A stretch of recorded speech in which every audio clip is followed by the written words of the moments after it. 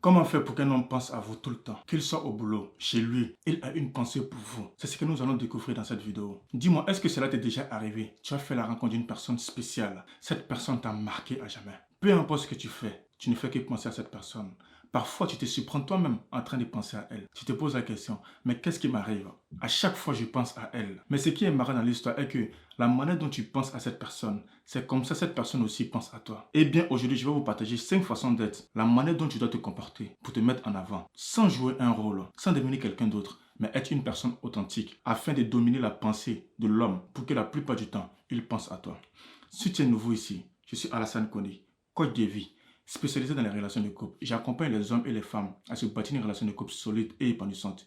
Si cette thématique te parle, si ton couple est vraiment important pour toi, je t'invite à t'abonner sur cette chaîne parce que je vais te donner des pépites, des techniques qui vont te permettre de te bâtir un couple solide et épanouissant.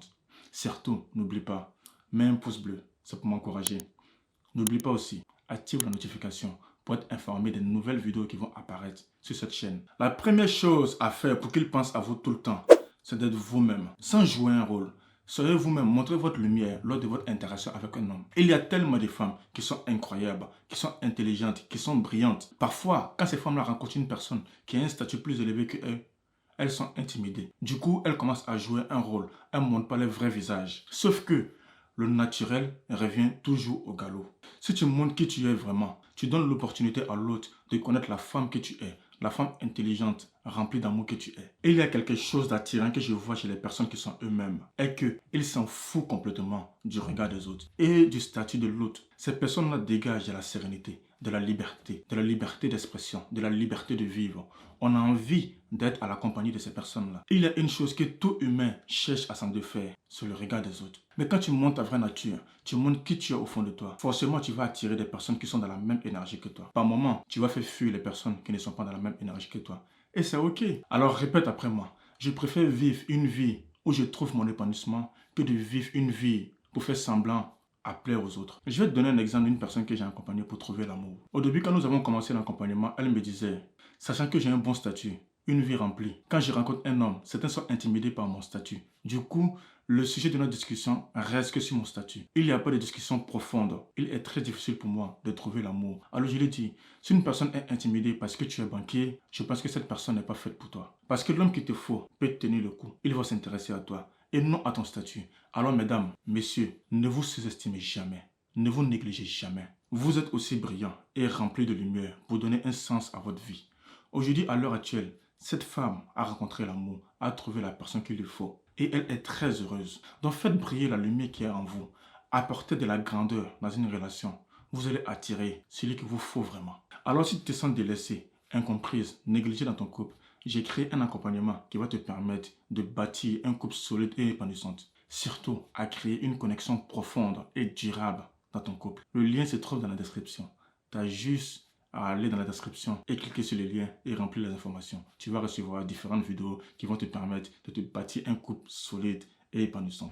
La deuxième chose à faire pour qu'il pense à vous tout le temps, c'est de le tailler en héros. Si vous voulez activer des émotions positives chez votre homme pour qu'il se sente bien à votre compagnie, qu'il pense à vous tout le temps, vous devez réduire les critiques et augmenter le nombre de fois il fait de bonnes actions dans la relation. Quand vous faites ça, vous aidez l'homme à se sentir utile. Il adore votre présence. Les hommes ont besoin de se sentir nécessaires. Quand vous connaissez tous ces pépites, en vérité, vous n'avez pas besoin d'un matériel pour rendre heureux votre homme. Juste votre savoir-être, l'énergie que vous dégagez fait la différence dans votre relation. Un couple a besoin d'un soutien émotionnel de l'un et l'autre. Nous avons tous besoin de l'amour. Alors je vais vous révéler la mission principale d'un homme. La mission d'un homme, c'est d'essayer de vous fournir quelque chose que vous voulez vraiment. Qu'est-ce que je veux dire par là? Quand il vous amène dîner et que le serveur vous sert le repas, un homme regarde votre réaction, tous vos faits et gestes pour voir si vous êtes heureuse ou pas, à partager ce repas avec lui. Quand vous avez la bonne réaction, il se sent utile et il est fier. Mesdames, profitez de ce moment pour lui regarder dans les yeux, lui toucher la main et lui dire merci pour ce repas, merci pour ce resto, tu es vraiment incroyable.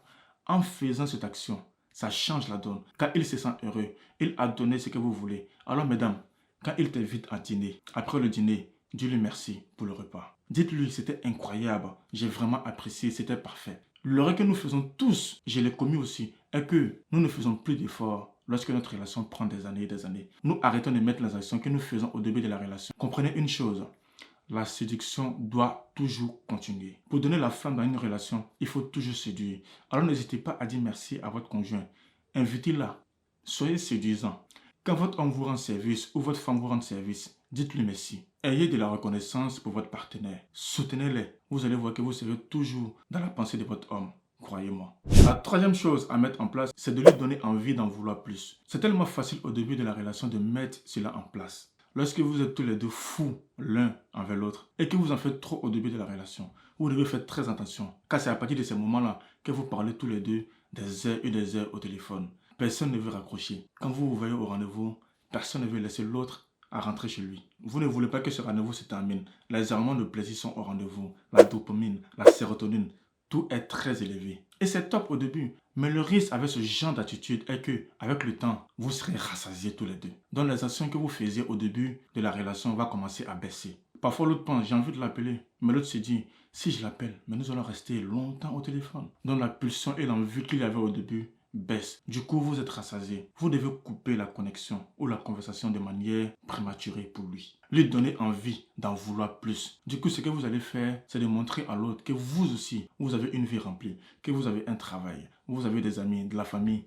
des passions. Et ne jamais mettre de côté votre passion, votre programme pour l'autre. Vous devez trouver un moyen de le laisser en vouloir plus dans cette relation. Alors voici une excellente phrase que vous pouvez utiliser lorsque vous êtes dans une conversation téléphonique. Vous pouvez lui dire quelque chose comme ça. Tu sais, je pourrais te parler toute la nuit car j'adore ta compagnie. Mais je vais retrouver des amis très bientôt. Donc je vais devoir te laisser. Mais j'attends avec impatience la prochaine fois que nous parlerons. Imagine l'effet que ça fait dans la tête de l'autre. Vous montrez à l'autre que vous êtes important, que vous avez une vie remplie, que vous avez des choses importantes à faire. Règle numéro 1. Ne jamais annuler votre rendez-vous, vos projets avec vos amis. Ne réorganisez jamais votre vie en fonction de l'autre. Si un samedi, il vous appelle, ou vous avez quelque chose de planifié avec votre copine et qu'il voudrait vous voir forcément, n'annulez jamais votre rendez-vous avec vos amis. C'est à lui de s'adapter à vous, pas à vous de s'adapter à lui. Montrez-lui que vous êtes occupé, vous avez une vie incroyable, vous avez des projets, vous êtes gentil, c'est vrai, mais vous avez aussi une vie remplie. Vous pouvez lui dire peut-être, j'adorais faire la rando avec toi, passer un bon moment avec toi. Mais là, j'ai déjà quelque chose de prévu avec des amis. Alors dis-moi, quand est-ce qu'on pourra le faire? Planifie le rendez-vous et redis-moi. Je serai très ravi de partager un bon moment avec toi. Vous voyez le message que vous lui transmettez?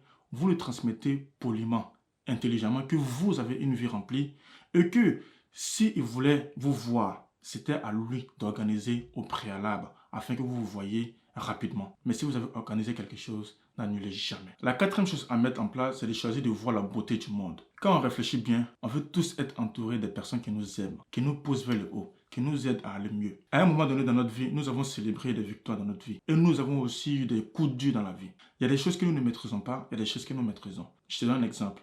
La météo, on ne la maîtrise pas. Les embouteillages, quand on reste bloqué dans l'embouteillage, on ne les maîtrisait pas. Alors lorsque tu es avec ton conjoint, au lieu de te focaliser sur les choses qui ne te conviennent pas, sur les choses que tu ne maîtrises pas, sur les choses où tu n'as aucune influence là-dessus, mieux vaut les mettre de côté et te concentrer sur les belles choses que vous passez ensemble. Ça peut être votre moment de qualité, le fait que vous soyez assis dans le canapé et discuter, à parler de vos projets, à parler de votre chose que vous pouvez mettre en place pour votre couple. Ça, ce sont des choses que vous maîtrisez. Vous avez de l'influence. Je vous prends un exemple d'un film que j'ai regardé qu'on appelle Jerry Maguire.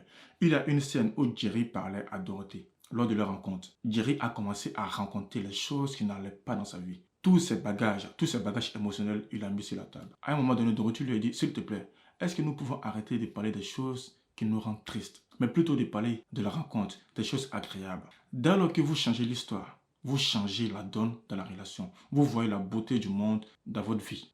Devenez la meilleure version de vous. Vous allez attirer la personne qui est vraiment faite pour vous. Soyez dans la bonne vibration. La cinquième chose à mettre en place, c'est de lui donner un baiser de 6 secondes. Il y a des petites actions simples qui font une différence considérable. Et celle-ci en fait partie. L'Institut Goldman a fait des recherches et ont découvert que lorsque vous maintenez un baiser pendant 6 secondes, cela crée de l'énergie dans notre corps, dans notre biochimie. Cela est magique. Il y a quelque chose qui se passe à l'intérieur de nous et chacun le ressent. Quand j'ai découvert cette recherche, j'ai dit waouh! Pourquoi ne pas tester dans mon propre couple? Alors, lorsque ma conjointe allait déposer notre fille chez la nounou et maintenant à l'école, je lui ai dit, mais on va tester quelque chose parce que j'ai découvert une technique, une recherche qui est incroyable et nous allons l'implémenter dans notre couple. Alors je lui ai dit, lorsque tu vas déposer notre fille, je voudrais qu'on se fait un baiser de 6 secondes où on se fait un gros câlin et on verra ce que cela va provoquer dans notre corps. Et quand nous avons essayé, cela a été intéressant. Franchement, c'était top. Quand j'ai tenu ma femme dans mes bras et je lui ai fait un baiser de 6 secondes, cela a créé une biochimie incroyable, une cascade d'émotions dans notre corps. Je vous invite à l'implémenter, à la tester. Vous allez voir une différence incroyable. Toutes les techniques que je vous ai apportées dans cette vidéo, c'est des techniques qui marchent. Je les utilise dans mon coaching. Je donne ces outils aux femmes pour qu'elles les implémentent dans leur vie de couple. Et elles ont des résultats de dingue. Mettez ces différentes techniques, ces 5 conseils en place dans votre couple. Vous allez voir une différence hors norme. Alors la question que je te pose, et cela peut nous aider aussi par rapport à notre recherche, par rapport à nos coachings. Qu'est-ce que vous mettez en place pour que votre partenaire pense à vous tout le temps, toute la journée? Allez-y, j'attends vos réponses dans les commentaires. Et j'ai hâte de la lire. Si vous avez aimé cette vidéo, n'hésitez pas à mettre un pouce bleu et surtout à vous abonner à la chaîne pour faire grandir la communauté. Et je vous dis merci pour l'écoute et prenez soin de vous. À très vite.